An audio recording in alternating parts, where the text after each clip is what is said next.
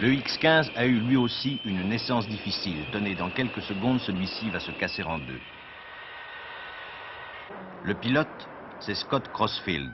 Scott Crossfield a été plus que le pilote, l'ingénieur d'essai du X-15 pendant les 5 années de mise au point de l'appareil. Il a déjà failli se tuer une quarantaine de fois. Une fois de plus, il est sorti vivant de la catastrophe. Mais une fois de plus, il a fallu recommencer. L'un des essais suivants fut fait sur banc fixe, un simple essai de réacteur. De la salle de contrôle, le départ est donné comme s'il s'agissait d'un vrai départ. C'est la turbine du X-15 que vous voyez. Aux commandes, Scott Crossfield, naturellement. Cette fois, le X-15 a explosé.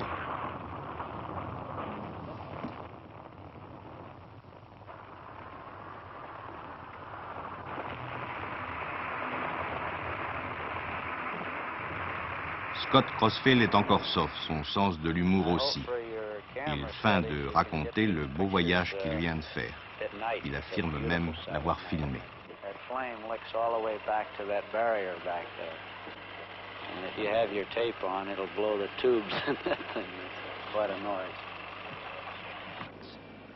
Mais voici le dernier essai du X-15. Je veux dire, le premier essai tout à fait concluant. Celui après lequel la société qui le produit, la North American, a décidé de le soumettre à l'armée de l'air américaine.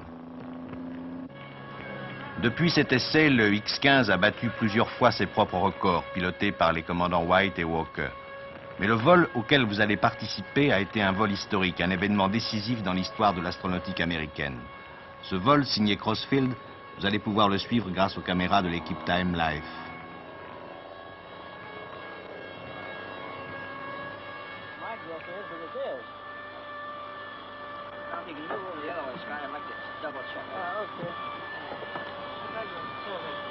Oh, which way? That's down.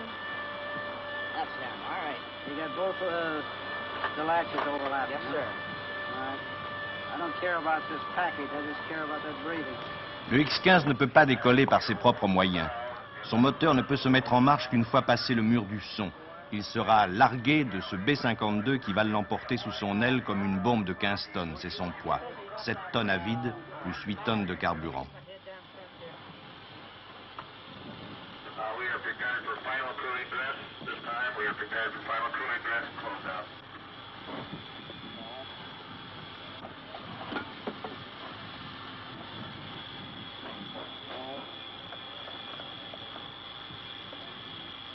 Wait a minute, let me check this up here one minute. Okay.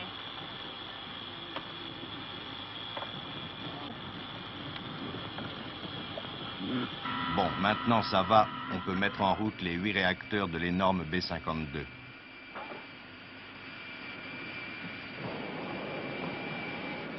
Crossfield, ce jour-là, savait ce qu'on attendait de cet appareil. Qu'il ne soit pas un avion, mais une fusée pilotée par un homme, capable d'atteindre une vitesse de 6500 km à l'heure, c'est fait maintenant, et une altitude de 160 km. Cela, c'était le rêve, l'objectif lointain. Crossfield savait bien ce jour-là qu'il ne dépasserait guère les 4000 km à l'heure.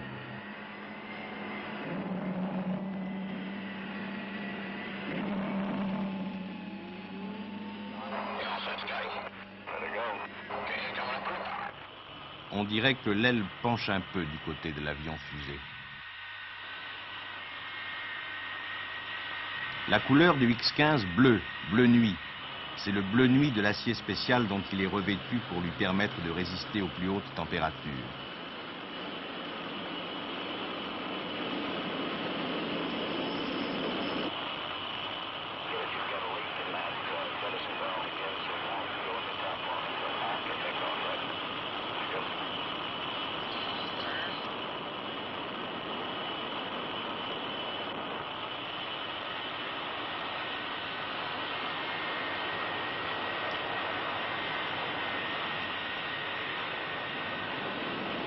La tour de contrôle autorise le décollage.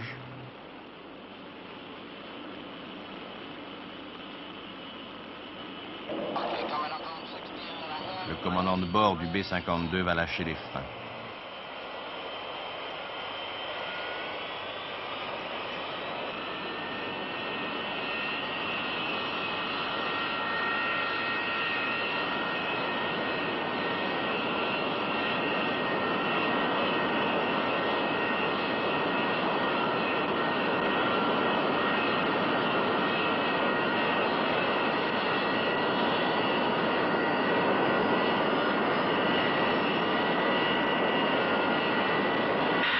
Pourquoi les Américains attendent-ils de cette petite flèche bleue nuit qu'elle atteigne une altitude de 160 km? C'est qu'une fois dans la stratosphère, le X-15 se satellisera presque, deviendra un satellite, mais un satellite dirigé, commandé entièrement par le pilote et capable par la seule force de ses moteurs de quitter la stratosphère et de redevenir une fusée, un avion.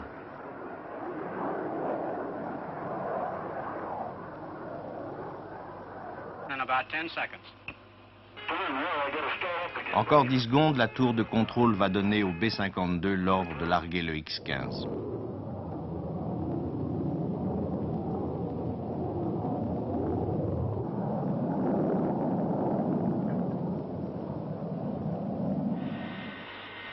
L'ordre de mise à feu est donné. La turbine du X-15 est mise en route.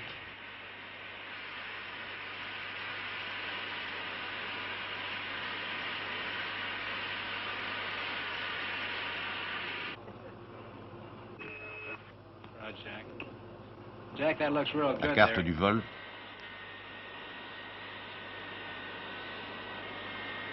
Attention.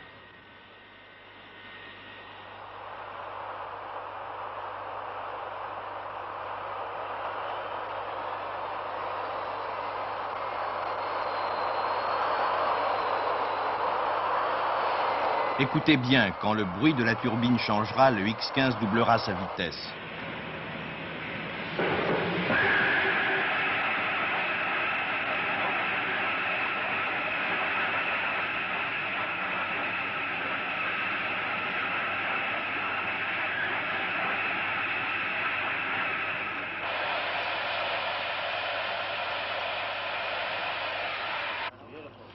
Sur les visages des hommes de la tour de contrôle de l'inquiétude, certes, mais derrière l'inquiétude, l'espoir que bientôt le X-15 devienne ce que l'Amérique attend de lui, qu'il soit ce satellite obéissant à son pilote. Aujourd'hui, le X-15 a atteint à 6400 km/h une altitude de 67 000 mètres. Pendant 1 minute et demie, le pilote Joe Walker s'est trouvé ce jour-là dans un état d'apesanteur.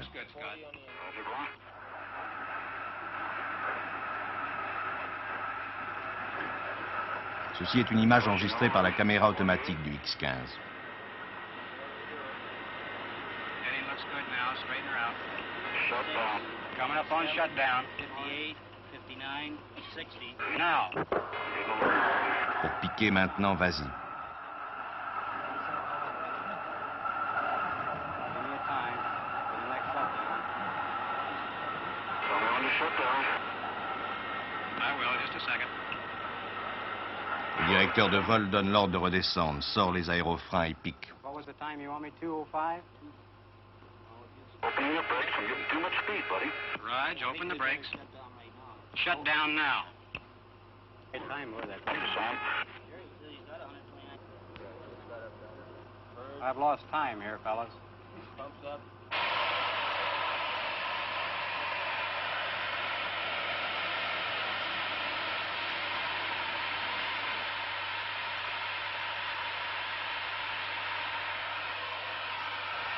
Ordre est donné de lâcher les réservoirs de carburant.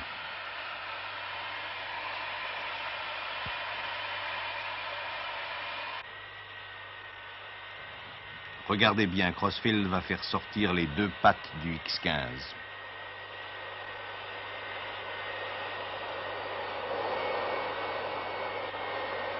Le terrain est un lac à sécher.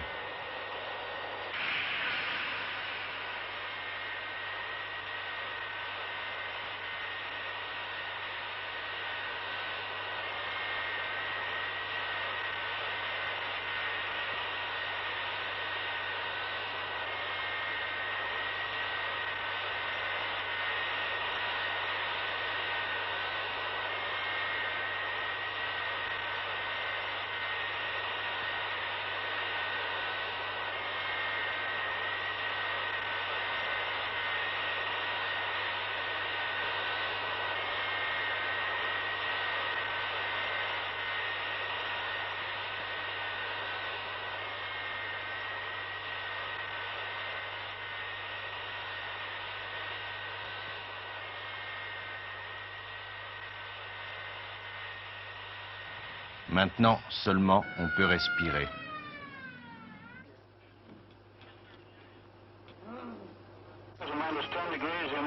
shows a minus 45 degrees.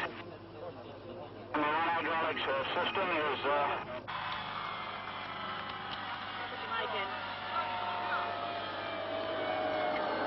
On peut même rire. Let somebody else worry about it. Hello, Kennedy's right about these unemployment benefits. Oui, c'est vraiment une bonne machine, dit Crossfield. Une machine sur laquelle les Américains comptent beaucoup. Scott Crossfield, c'est un peu Glenn.